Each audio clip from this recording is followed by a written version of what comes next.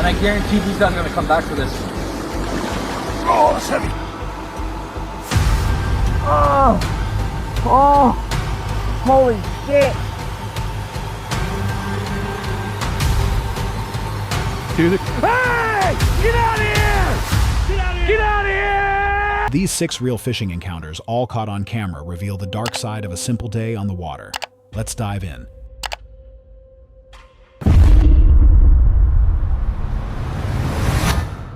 Fishing is usually thought of as peaceful, a quiet time by the water, waiting for a catch. But not every trip ends with just a fish. Sometimes the water hides darker things, things no one was ever meant to see. On March 24, 2020, 2 friends went out to a frozen lake, not to fish for food, but to try magnet fishing, pulling up scraps of metal hidden beneath the surface. At first, it was a normal outing. The air was cold, the lake iced over. But as they walked the shoreline, they noticed something strange. See those little footsteps? Look. And blood. I don't know if that's spray paint or blood. There's a dog bowl there. Yeah. Doggy bowl. No, but yeah, you're right. There's fresh prints. Maybe they were out here with their dog or something, playing or something, but why is there blood? Maybe that's why they were running out of here. Their dog, something happened to their dog. Maybe. Away? Maybe. Yeah. Hold on. Where does it go though? Where does it lead? Let's follow the blood. Yeah. Fresh footprints in the snow. At first, the prints seemed harmless, maybe from someone walking their dog. But alongside them, red stains dotted the snow. What started as a few small drops of blood soon turned into larger patches, trailing toward a tunnel where the water was still moving. If you're right though, I don't want to see that shit. Oh, do you see? Man. Oh, Bro, that's a it's dead just dog. like the deer. Do you smell that? I don't know if it is a dog, but there's a dead animal in there. Huh? Just, don't touch it with your bare hand. What the fuck? You got blood on you, man. Fine, there's water here.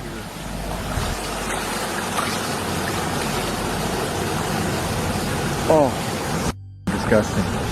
Stop recording, bro. I don't want to show this. Oh, fuck. It smells. Yeah. Turn the light on if you have to. No, that's enough. Okay, that's enough. We don't have to show a whole dog. Following the trail, the 2 stumbled across a bag half buried in snow near the edge of the lake. The smell hit before they even touched it. Inside, wrapped in a way that suggested someone wanted it hidden, was the mutilated body of a dog. Its head was missing. The discovery was horrifying, but what came next was worse. Man. I'm not touching it. It's missing its head? Yeah, I got blood on it. Why the fuck people need to do this shit? Why? I guarantee you it's the same 6 that killed that deer. They killed this dog. Why the fuck would they chop its head off though? Why the fuck would they chop off its head? We gotta call the cops or something. I was having a good time and this is ruined now. I know, we were actually having a really great time. Yeah. This happened today. This happened today. They dumped it there to siphon off the blood, to get rid of the blood. Yeah. Maybe they'll come back and bury it somewhere else. They were dumping it in this lake here, so the water can wash away all the blood. That smell is strong though. Yeah, I almost puked, bro. Fucking puked. Alright, are we getting out of here? Or are we actually gonna call the cops? Yeah, we should. We can bury it. Maybe we can bury it here or something. We'd have to dig a hole though. I don't have a shovel. We don't have a shovel, man. I have a machete. Man, why? I don't get it. What the fuck? Hold on, come here, bring that camera. Why do people need to do this shit? Even if that was their dog and it was sick, bury it at least. Why cut off his head? You know? They're just sick fucks, man. They're just sick. No normal person would just cut off the head of a dog. Guys, like, I don't have a dog. I've always wanted one. I have 2 cats that I love very, very much. I want to see if this machete can dig. I mean, the ground is really soft. We can, like, bury it over there. That's what we gotta do. What is that? What? The doggy bowl? No, look in the water. I don't see anything. Look at that. There's like a metallic box there. Where? Look at the water. I can't see it. Okay. No, I don't see it. Bro, look. That way. Look in the water. My hands are frozen from that ice cold Oh, water. yeah. There's a... It's not a rock. Where's the magnet? We left it behind, but the backpack's there. I'll go grab the magnet. Hold on. Wait, we don't even need it. We don't even need the magnet. It's not deep. Huh? I think I can fish it out. No. No. What? Bro, look at the box. You can't get that on camera? Look what's near it. Look at the red water. There's more blood in that box. Are you I'm gonna get the magnet. Go get the magnet quick. Look, that's a metallic. Look at that shit. Are you kidding me? There's blood coming out of that box. Come on, man. This. Bro, there's blood seeping out of that box. Here, give me. Take that. I'm already wet and my hands are red. No, it's cold. My hands are red because they're so cold. You touched that bag too. That's actually probably blood. I never want to come back here again. I guarantee you these guys were here to dump this dog and we showed up. Why the f would they put it in a box? Look at all that blood. Yeah, I see. Put on some gloves or something, man. You should just be touching that with bare hands. This hasn't been here for long. And I guarantee these guys are going to come back for this. Oh, that's heavy. Oh my god. Look at all that blood. You actually think it's a head?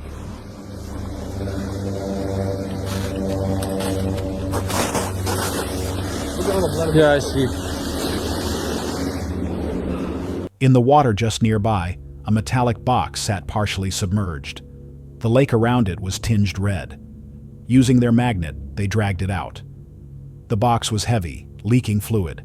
When they pried it open, they realized it contained the missing head of the same dog. The realization was sickening. This wasn't an accident. Someone had intentionally killed the animal, cut it apart, and tried to dump the remains in the freezing water.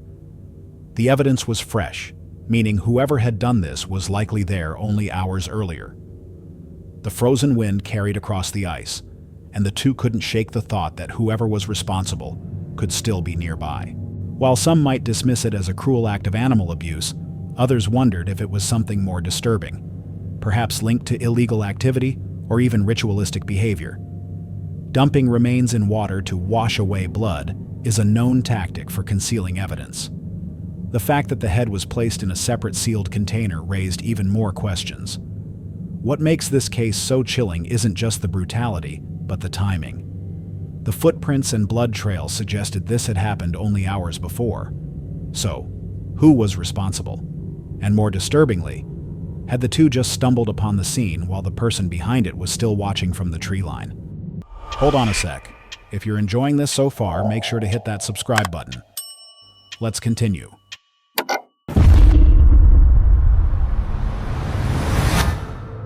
Brody is someone who seems to be living the ultimate dream, traveling across remote islands, camping under the stars, spending most of his days out on the water fishing, eating what he catches, and enjoying every moment with friends. The best part is, he documents it all. His videos are not only entertaining, but also incredibly informative, as he often demonstrates survival and fishing techniques in real time. In this particular trip, he set off to a secluded island off the coast of Australia. What started as another exciting adventure soon escalated into something far more dangerous. I've been camping for the last couple of days and it's time to get a feed. But to give myself an extra challenge, I'm actually after a venomous species of fish, using my bare hands to catch it. Go, Strider. Stay there, I got you.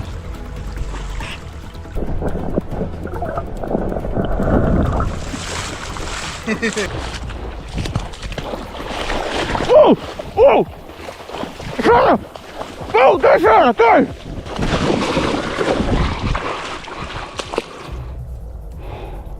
Where'd it go? Good girl, box it in. Box it in. Ooh. This could be lunch. Where'd it go, Strider?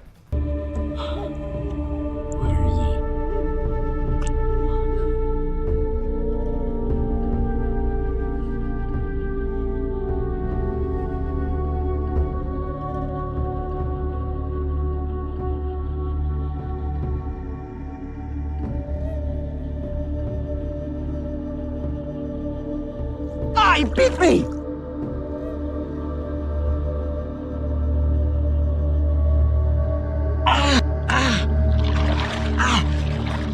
There he goes. After spending a couple of days camping, Brody decided it was time to catch some food. But instead of going the easy route, he gave himself an extreme challenge. Right in front of me, under this little pebble, I'm pretty sure.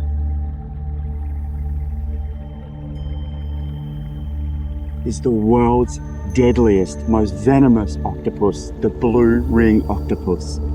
I'll be very, very bloody careful here. One bite. Can't see. In this angle, that's not going to work because as much as I want to get that shot, I do not want to get bitten by this beautiful, beautiful thing. So I need to cruise around here so I can see what I am doing. Look at that.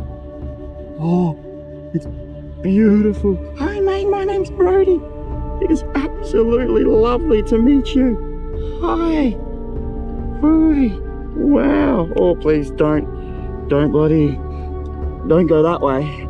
That's my body, mate. That's the wrong way. Attempting to catch a venomous species of fish with his bare hands. During the process, he suffered a minor bite. While painful, it wasn't enough to slow him down. He continued his exploration, pushing the limits even further by seeking out some of the most dangerous creatures in the area. The very next day, while walking along the beach, he spotted a pufferfish stranded on the shoreline. Wanting to help, he picked it up carefully and released it back into the ocean. But in a shocking twist, the fish bit him hard. Right now that he was not friendly.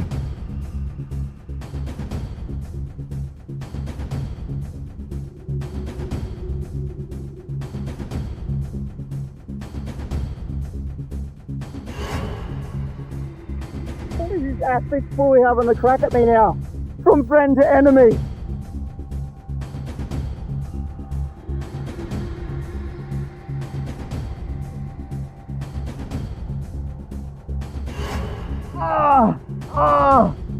Oh, holy shit. Oh, I wasn't looking, I was looking the other way and he full got me.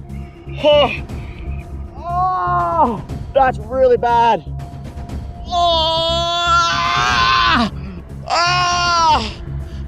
He was so fast. I deserve that. I'm not mad at him. I gotta go to hospital.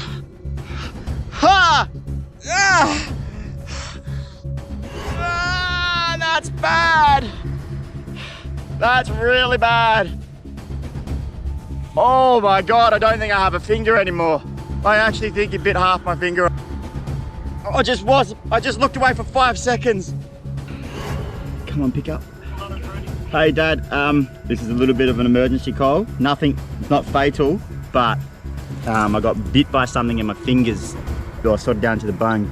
Matt, I'm going to start driving back now, but I just thought, I know with blood loss and all that, you should meet me ASAP and probably take over and take me to the hospital. No, again, do not stress, it's not life-threatening, but...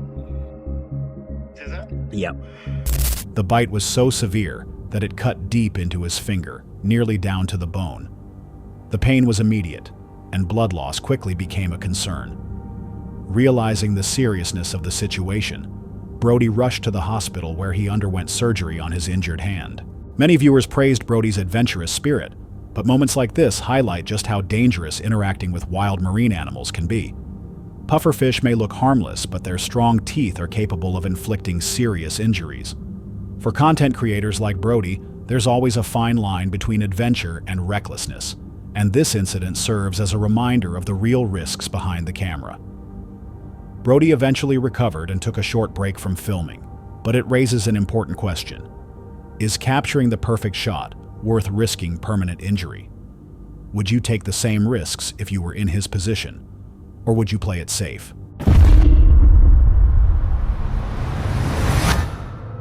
On July 30th, 2022, outdoor enthusiast Grant uploaded what began as a calm solo fishing trip inside Yellowstone National Park.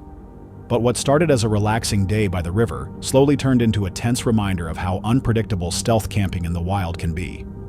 Grant was no stranger to the outdoors. Much of his free time was spent near lakes and rivers, fishing and enjoying the quiet isolation that nature offered. This trip seemed no different. Recent flooding in the Yellowstone River had finally subsided, and with water levels back to normal, the fish were active again. Eager for both the catch and the experience, he headed into the park, combining fishing with an overnight stealth camp for a true wilderness escape. The day went smoothly. Hours passed along the river in peace, the setting sun reflecting across calm waters.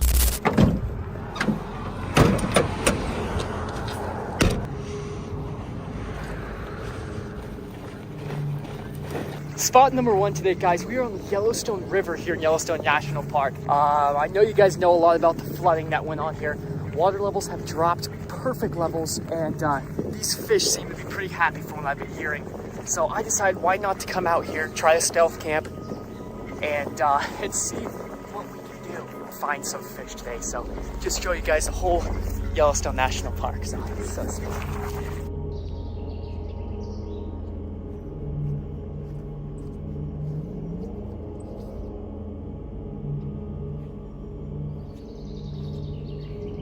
But with every official campsite already booked, Grant had little choice but to attempt stealth camping.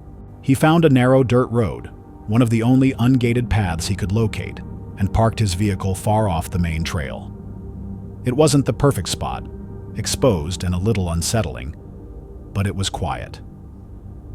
He explored the area, returned to his van, and prepared for the night. As darkness fell, the unease set in.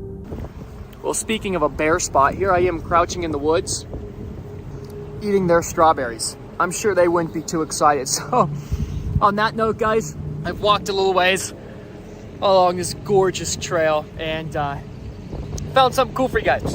Had a little bonus in there. Only if we could catch a fish, this section catch and release only, and do like some strawberry trout. I don't know. I'm not a great cook, but... And honestly, that doesn't really sound great, but I'm sure someone knows how to make it great. So, anyways, guys, let's go ahead and get back to the truck. Just take it easy for the rest of the night. And honestly, I think I might just sit down here on the benches like I'm fishing. And as it gets darker, head up and then sneak in the truck.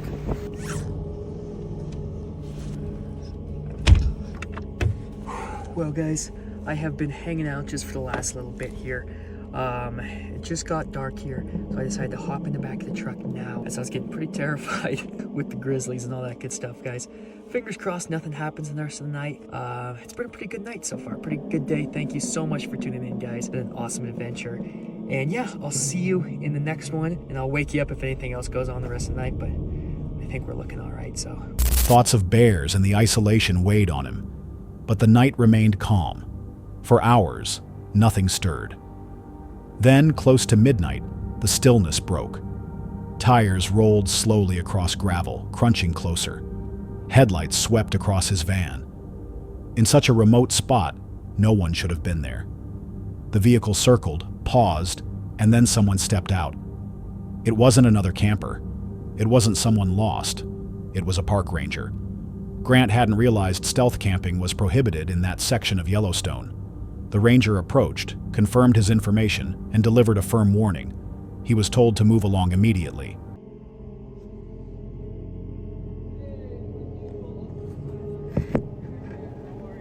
Coming, sir. Unfortunately, there's no camping in here. Are you the only one in the vehicle, brother? It's just me, man. Alright, can you step out? You got a license on you? I do. I'll have to get my wallet, man. Okay. Yeah, man, just, actually out of Boise. Just doing some camping. I did not know it was a vehicle.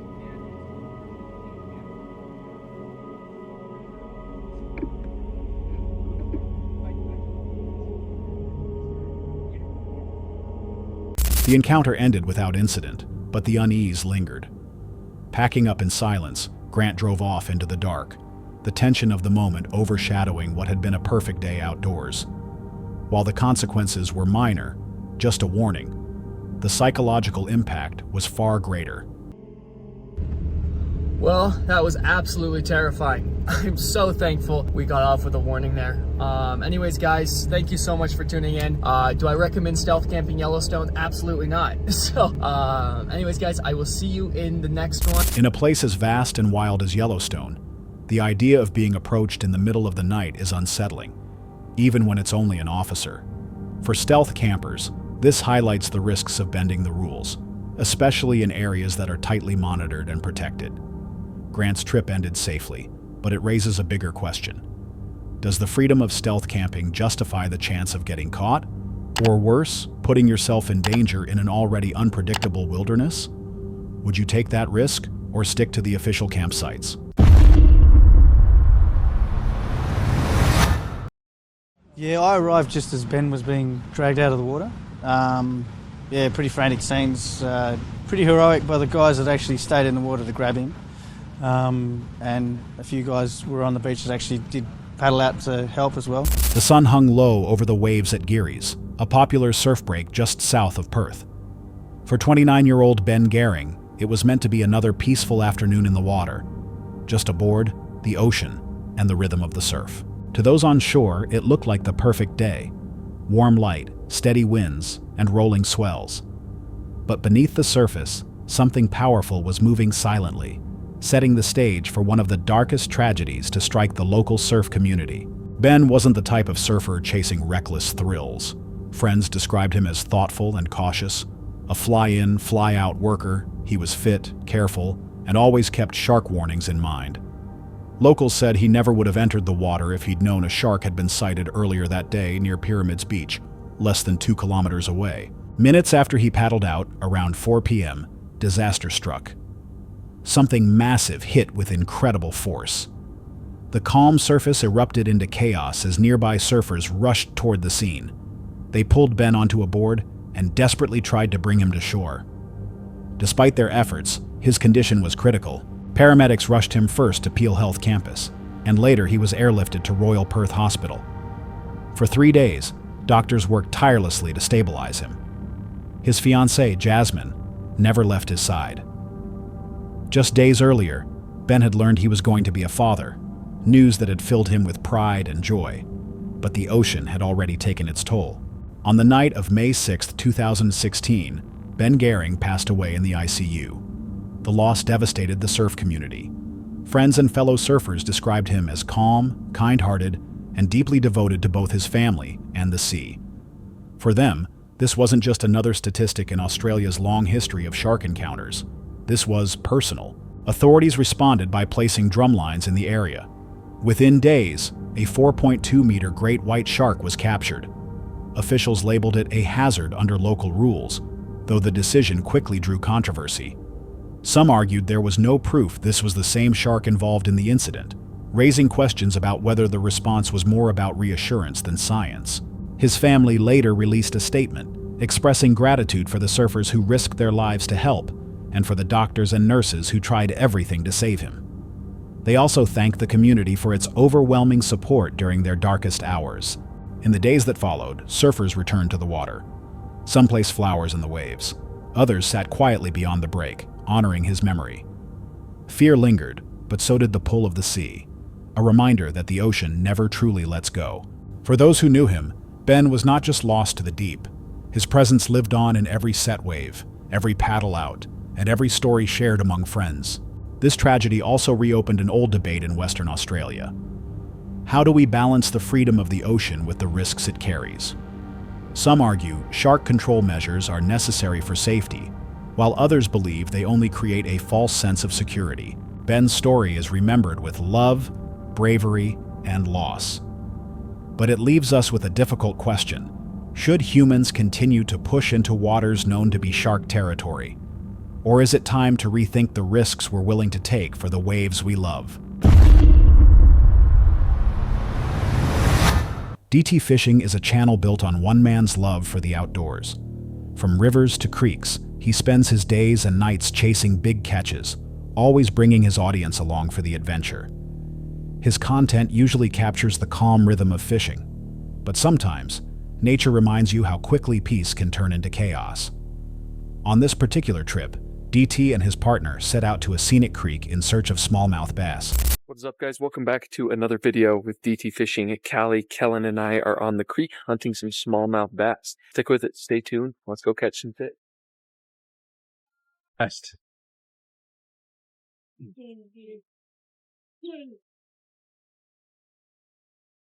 There we go. Yeah. Smallmouth on the fly. Look at that. The day was beautiful, the fishing was steady, and everything seemed perfect. But as they walked further downstream, the atmosphere shifted. From the dense brush,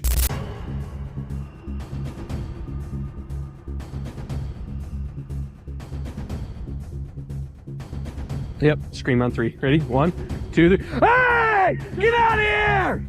Get out of here! Get out of here! It pinned its ears back. It was about to charge. Okay, let's go this way. I literally saw the baby and I was like, that's so cute. And I was like, oh shit. Yeah, here it comes. Get out of here! Go! Okay, let's get up on this hill right here. Yeah, it's got its ears pinned. Yeah. It just went through stinging nettle. Well guys, we just had quite the scary experience. We're up on the hillside right now. Callie came around the corner and there was a baby moose like right next to her. And she came running back and that big moose chased her. You can see her down there shaking. So we were in the trees and we were like, what, 5 yards from it? And it started coming towards us and pinned its ears down. And so we yelled and it whipped around, but it followed us downstream for a good 100 yards. So Baby was cute though. we're gonna get back safe.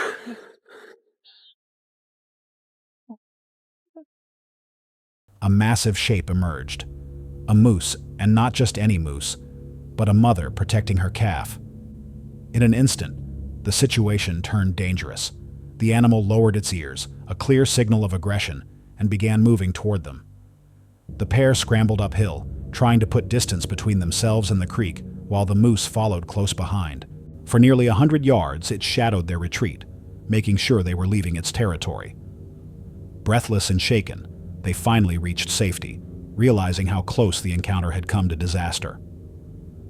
While predators like bears and mountain lions are often seen as the greatest threat in the wild, moose are responsible for far more injuries every year. And this footage shows how fast a calm day outdoors can escalate into a life-threatening moment. In the end, they escaped unharmed, but it raises a chilling thought. If the moose hadn't stopped following, would they have been able to get away in time? And what would have happened if they had surprised it just a few steps closer? Fishing is often described as peaceful, a quiet retreat where the only interruptions are ripples on the water. But solitude in the outdoors is never guaranteed. Sometimes it's not what you catch that unsettles you, but who you meet. On his self-titled YouTube channel, angler Nicholas Paparo shares his passion for fishing, filming his trips to lakes and rivers, and capturing both the patience of the wait and the thrill of the catch. On this day, things began just like any other. The weather was calm, the fish were biting. Another one. Oh, that's a big largemouth. Can I come over there by you? Yeah, for sure, bro. Not a huge one, but it's a nice bass. Came unhooked by himself. And Nicholas managed to land a healthy largemouth bass, releasing it back into the water with satisfaction. His camera was rolling, documenting what seemed to be another successful outing. But without warning, the mood shifted. A stranger appeared along the shoreline, approaching Nicholas directly. You got a GoPro? You YouTube? Yeah. What's your YouTube channel so I can watch you? Yeah. At first, the conversation seemed harmless. Talk about fishing, gear, and lures. But there was something unusual about the way the man focused almost immediately on Nicholas's camera, asking about his YouTube channel and his online identity. What followed was a strangely persistent interaction. Here, this is what I'm using. You can have one if you want. Oh, I got one just like that. Look, I got this right here. Is that too big or is it the same size? It's about the same size. Yeah. You want one of these? Yeah, I'll take one of those. You can have this one too if you want it. It's the one that's working. I'll let you keep that one. The man asked about Nicholas's equipment, accepted a lure, and then began referencing one of Nicholas's past videos in detail. Proof that he had already seen his content and knew far more than just what was happening that afternoon. Thank you, bro. Of course, man. Have a good Nice one. meeting you, bro. I'm gonna subscribe to you. I'm gonna log into my YouTube tonight. Appreciate it, man. Have a good. The encounter ended on a polite note, with the man promising to follow his channel and walking away. But the unease lingered. The stranger now knew Nicholas's name, his fishing spots, and his online presence. What had felt like a casual conversation at first now carried a subtle, chilling undertone. For outdoor creators, this moment highlights a growing risk, blending real-life solitude with online visibility. Was the man simply a genuine fan who stumbled across Nicholas by chance? Or was there a deeper motive behind his probing questions and familiarity? Even if harmless, the situation was unnerving, because once privacy is broken in isolated spaces, the sense of safety is almost impossible to get back. The man disappeared into the evening, leaving only questions behind. Was it just a chance meeting between two fishermen? Or a reminder that in the wilderness, sometimes the most unpredictable encounters don't come from nature at all? That's all for tonight's video. Which encounter gave you chills? Let us know in the comments below. Got your own experience? We want to hear it. And whatever you do, don't miss what's coming next.